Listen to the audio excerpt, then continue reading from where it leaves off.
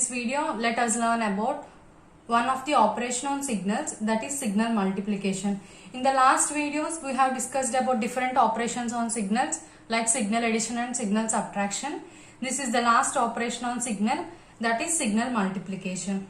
What is signal multiplication? As the name itself indicates, multiplication is nothing but we need to multiply the elements. As we know in general mathematics, multiplication is nothing but we need to multiply the elements. Whereas in signal multiplication, we need to multiply the corresponding values of the time samples or n samples. In signal multiplication, we need to multiply the corresponding elements of the sequences. For example, if you consider a signal in form of a functional representation,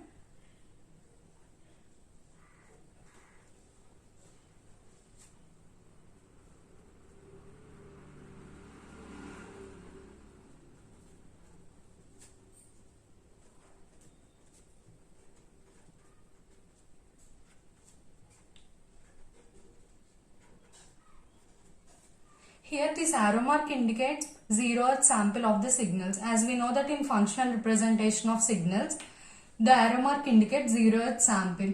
Here we will multiply the values of these signals. This indicates the 0th sample, this indicates 1, this is -1, -2, -3. Here also it is same, 0, 1, -1, -2, -3. So while performing multiplication, we will multiply these two values of the sequence. We will multiply these two values of the sequence to obtain the resultant.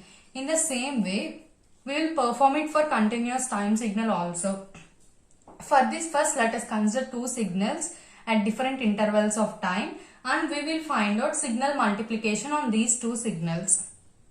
These are the two signals x1 of t and x2 of t. So first let us consider the signals values in between the interval 0 to 1 in both the signals x1 of t and x2 of t. In between the interval 0 to 1, x1 of t value is rising from 0 to 1. How we can say that it is rising from 0 to 1? Because at 0 its amplitude is 0. At 1 its amplitude is increased to 1. So the amplitude is rising from 0 to 1 in x1 of t in between the interval 0 and 1. Let us see in x2 of t. What is the amplitude in x2 of t in between the interval 0 to 1? This is the amplitude. What is its value? 2. So x2 of t is equal to 2. Now we need to find the value of x3 of t by multiplying. Now we need to find the value of x3 of t by multiplying these values. 0 into 2 is nothing but 0. And 1 into 2 is nothing but 2. So the amplitude in x3 of t in between the interval lies between 0 to 2. The amplitude rises from 0 to 2. Let us consider the interval 1 to 2. In between the interval 1, 2. This is the second interval. In between the interval 1 and 2, what is x1 of t? This is x1 of t. What is its amplitude? 1. So x1 of t is equal to 1. And what is x2 of t? It is also 1. So x3 of t will be 1 into 1, which is 1. Why we are performing multiplication? Because it is signal multiplication. We need to multiply the values of corresponding values of the elements. Now let us consider in between the interval 2 and 3. In between the interval 2 and 3, what is x1 of t? It is also 1. Here in x2 of t, in between the interval its value is 2. So x3 of t will be 1 into 2, which is equal to 2. So these are the values that the time sample holds in x3 of t. Now we need to find the resultant signal x3 of t by using these values. So first let us consider t on x-axis and amplitude on y-axis. This is the signal x3 of t.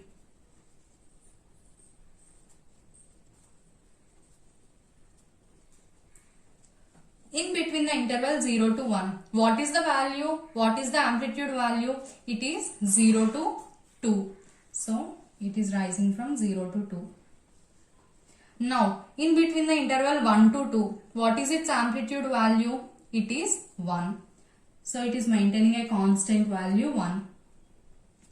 Now, in between the interval 2 to 3, what is its amplitude value? 2. It is maintaining the constant value 2.